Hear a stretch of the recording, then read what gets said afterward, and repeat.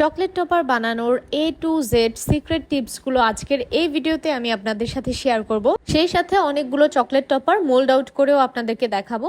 তবে তার আগে একটু বলে দিই, আমরা শুধুমাত্র গাজীপুর জেলার ভিতরে কেকের অর্ডার নিয়ে থাকি। এমনকি গাজীপুর জেলা হওয়া সত্ত্বেও যদি আমাদের লোকেশন হতে আপনাদের লোকেশন খুব বেশি দূর হয়ে যায়, সেক্ষেত্রে আর কেকের অর্ডারটা রাখা হয় না। তো যাই হোক, চলেন ভিডিওর মূল টপিকটা নিয়ে কথা বলি।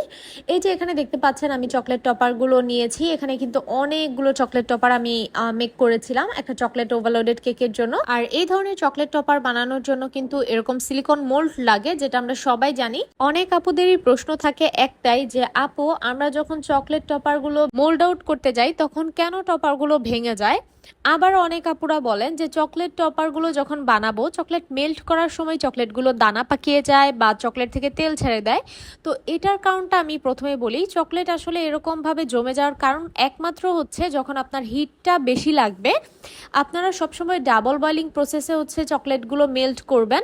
আর সেটা অবশ্যই খেয়াল রাখতে হবে যেন গরম পানির যেই আমাদের বাটিটা, সেটার গায়ের মধ্যে যেন চকলেটের বাটিটা কোনোভাবেই স্পর্শ না লাগে।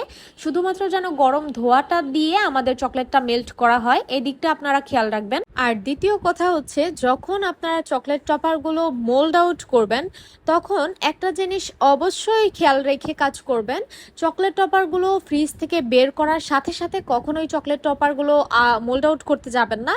ফ্রিজ থেকে বের করার পর চকলেটের যে সিলিকন মোল্ডগুলো আছে, মানে যেগুলো আপনারা দেখতে পাচ্ছেন এখন ভিডিওতে, তো এই মোল্ডগুলোকে 1 মিনিটের জন্য এমনিতেই রেখে দিবেন। তারপর দেখবেন আস্তে আস্তে এগুলো একটু ঘেমে ছেড়ে দিয়েছে মোল্ড থেকে, ওই অবস্থাতে মোল্ড আউট করবেন। তবে সব টপারের ক্ষেত্রে এরকমটা করতে হয় না। যেগুলো খুব চিকন পাতলা বা দেখা যায় অনেক বেশি নরম, সেগুলোর ক্ষেত্রে আপনারা এই টেকনিকটা ফলো করবেন। বাট এই যে এরকম যেগুলো এখন আমি করছি, এগুলোর ক্ষেত্রে সাথে সাথে আপনারা জাস্ট হাত দিয়ে এভাবে বের করে নিলেই হবে। আর হ্যাঁ, আরেকটা টিপস দেই, যেই চকলেটগুলো দিয়ে আপনারা চকলেট টপার বানাবেন সেগুলো কখনো কোনো দিনও হচ্ছে নর্মাল ফ্রিজে বা ডিপ ফ্রিজে সংরক্ষণ করবেন না। অবশ্যই সেই চকলেটগুলোকে আপনারা রুম টেম্পারেচারে রেখে তারপর হচ্ছে ওগুলো দিয়ে কাজ করবেন। আর হ্যাঁ, সর্বশেষ আরও একটা টিপস দিই, সেটা হচ্ছে আপনারা যেই চকলেটটা দিয়ে হচ্ছে চকলেট টপার বানাবেন, সেই চকলেটের মধ্যে বা চকলেট গানাশটার মধ্যে কখনো কোনো প্রকার পানি বা কোনো প্রকার হুইপ ক্রিম এক্সট্রা করে ইউজ করবেন না। শুধুমাত্র র চকলেটটাই আপনারা মেল্ট করে এরকম সিলিকন মোল্ডে ঢেলে নেবেন সেগুলো টপার বানানোর জন্য। যদি এতে আপনারা কোনো প্রকার পানি বা কোনো প্রকার হুইপ ক্রিম ব্যবহার করেন, তাহলে কিন্তু সেগুলো আর কোনোভাবেই টপারের জন্য প্রযোজ্য হবে না বা টপার হবে না। যত সাবধানেই আপনি সেগুলোকে মোল্ড আউট করেন না কেন, সেগুলো কিন্তু অবশ্যই ভেঙে যাবে। তো যাই হোক, আশা করি আজকের এই ভিডিওটা নতুন বেকার সাপোদের জন্য অনেক বেশি উপকারে আসবে।